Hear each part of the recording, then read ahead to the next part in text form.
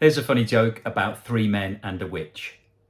Three men have been in a bar drinking all evening, and they're making their way home. They're a little bit worse for wear. They've had one drink too many, and they decide to take a shortcut through a graveyard. Now, it's very dark in the graveyard. As they're making their way through, they can hear a voice in the darkness. It's a woman's voice.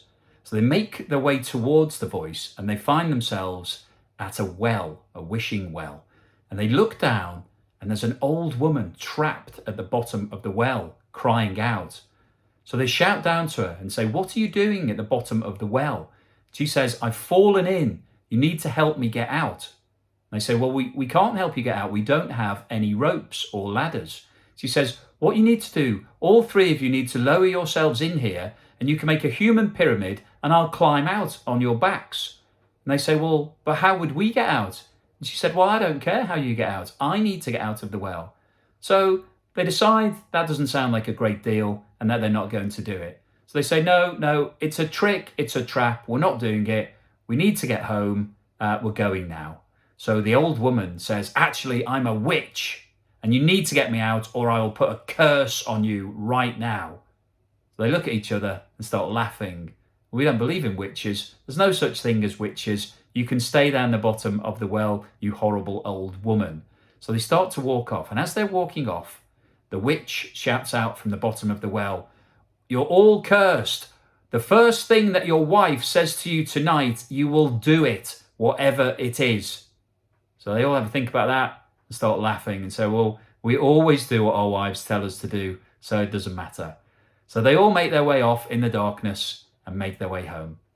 Now, the next night, the three guys meet up at the same bar, but this time they're not saying anything. They're all looking a bit sorry for themselves.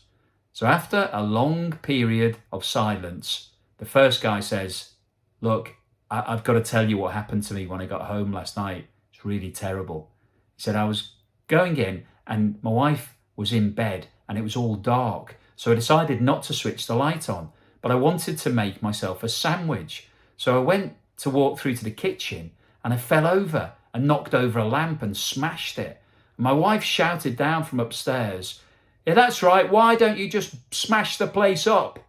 He said, so next thing, I went out into the shed and I got a sledgehammer and I came in and I destroyed the whole house. I just smashed everything to pieces with the sledgehammer. I don't know what came over me. My wife's kicked me out. I've got nowhere to live. It's an absolute disaster." So the other two guys are sitting, shaking their heads, listening to the story. The second guy says, that's nothing. Wait till you hear what happened to me." So he said, "I got home last night and the wife was in bed and it was all dark. So I decided to have a cigarette whilst I was watching the television. So I lit my cigarette and then I fell asleep. And the next thing I know, my wife's come downstairs and the cigarette's fallen out of my mouth and it's starting to burn on a newspaper next to me. So my wife says to me, 'Oh, that's right. Why don't you set fire to the place?'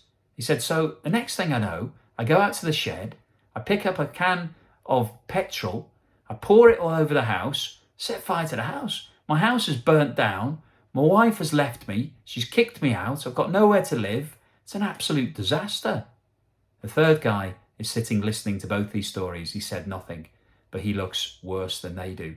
He says, guys, something much, much worse happened to me." He said, "Last night when I got home, my wife was in bed and I thought I'll just go straight to bed. So I went upstairs, I got undressed, I got in bed next to her, and I was feeling a bit amorous. So I put my hand on her knee and ran my hand up her leg to the middle of her legs. And she said, 'Well, you can cut that out for a start.'